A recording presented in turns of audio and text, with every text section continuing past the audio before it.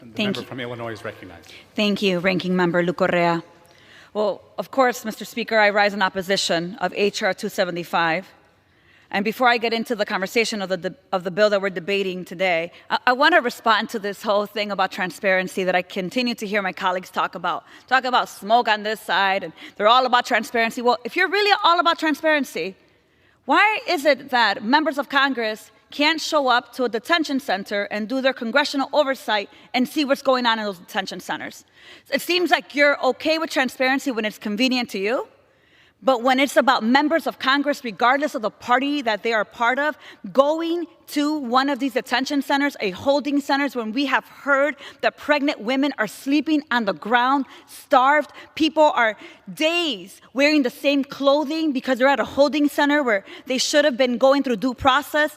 And unfortunately, there's no transparency there because what they end up saying is send an email or transparency only works when, it's convenient to the Republicans. So I just want to say it's really hypocritical to hear my colleagues here talk about transparency when they seem to be hiding the violation of human rights every single day.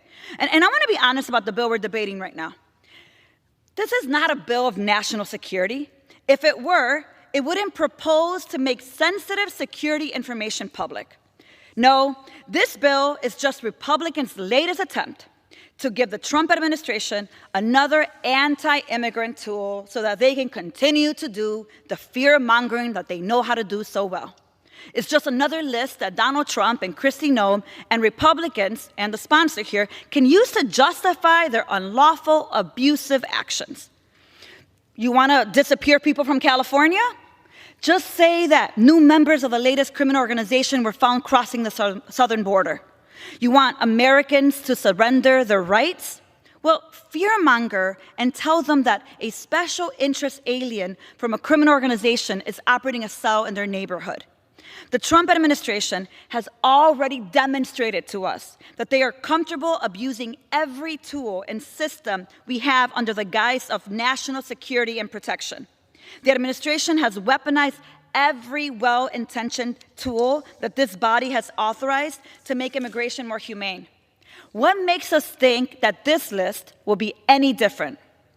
I refuse to hand over greater authority and power to DHS, given all the ways that they're running rampant through our states and cities, breaking down doors, kidnapping mothers, children, and law-abiding neighbors who have contributed to our communities for years.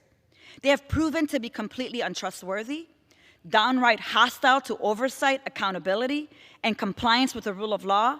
And so they can't be entrusted with additional tools and mandates with which they can violate our rights. Let me be very clear. For Trump and Noem, today's report is tomorrow's anti-immigrant fascist tool.